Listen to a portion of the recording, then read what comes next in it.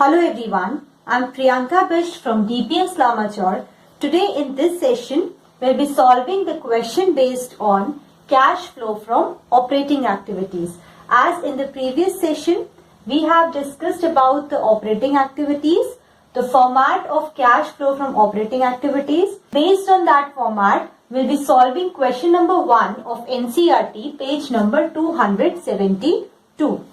So question says, Anand Limited arrived at a net income of rupees 5 lakh for the year ended 31st March 2017. Depreciation for the year was rupees 2 lakh. There was a profit of rupees 50,000 on assets sold, which was transferred to statement of P&L account, which is profit and loss account. Trade receivable increased during the year rupees 40,000. And trade payables also increased by rupees 60,000. Compute the cash flow from operating activities by the indirect approach. So here we have been given net profit during the year ending 31st March 2017. So according to the format, we'll be writing cash flow from operating activities as on 31st March 2017. So the first item while calculating cash flow from operating activities will be net profit during the year. Amount of net profit is 5 lakh rupees. So here,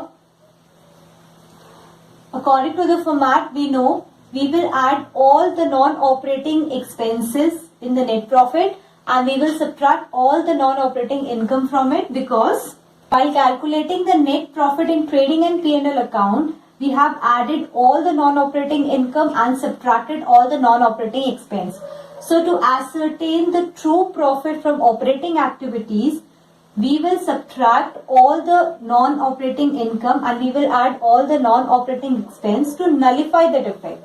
So here, non-operating expense is depreciation for the year, which is rupees 2 lakh. So we will add depreciation amounting to 2 lakh rupees.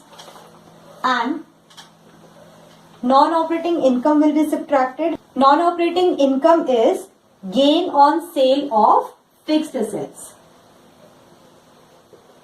Gain on sale of fixed assets amounting to rupees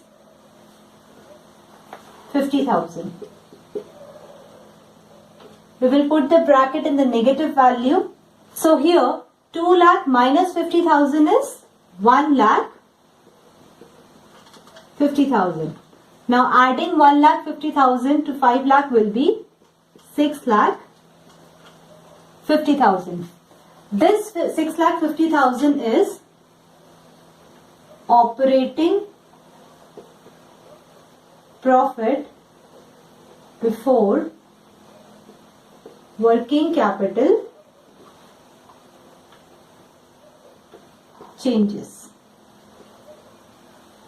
So as we have already studied in the ratios, operating profit formula is net profit before tax plus non-operating expenses minus non-operating income. So this is how operating profit is calculated here also.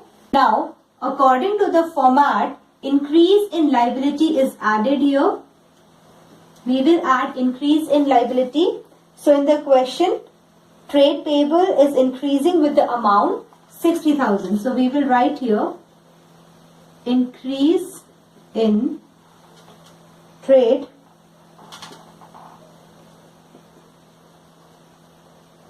payables. Amount is 60,000. And we will subtract increase in trade receivables, because according to the format, increase in current asset is subtracted. Now here trade receivable is increased with the amount 40,000. So negative amount is always presented with a bracket. Now 60,000 minus 40,000 is 20,000. So by adding 20,000 to 6,50,000 will be 6,70,000. So this amount is our cash flow from operating activity. We are using from here because we are getting a positive balance here. If there would be a negative balance, we will use cash flow used in operating activity. So here in this question, we have learned how to calculate cash flow from operating activity. As we know, the first item is net profit during the year, which was given in the question. We will add all the non-operating expenses to nullify the effect which was subtracted in while calculating profit in trading and P&L account, and we will subtract all the net non-operating income here which was added while calculating profit from trading and P&L account. So by adding non-operating expenses and subtracting non-operating income, we will get operating profit before working capital changes. Now after calculating operating profit before working capital changes, we will add all the increase in current liability and decrease in current asset, and we will subtract all increase in current assets and decrease in current liability. So by adding and subtracting increase and decrease in current asset and current liability, we get cash flow from operating activities if there is a positive balance, and when there is a negative balance, we will use cash used in operating activity.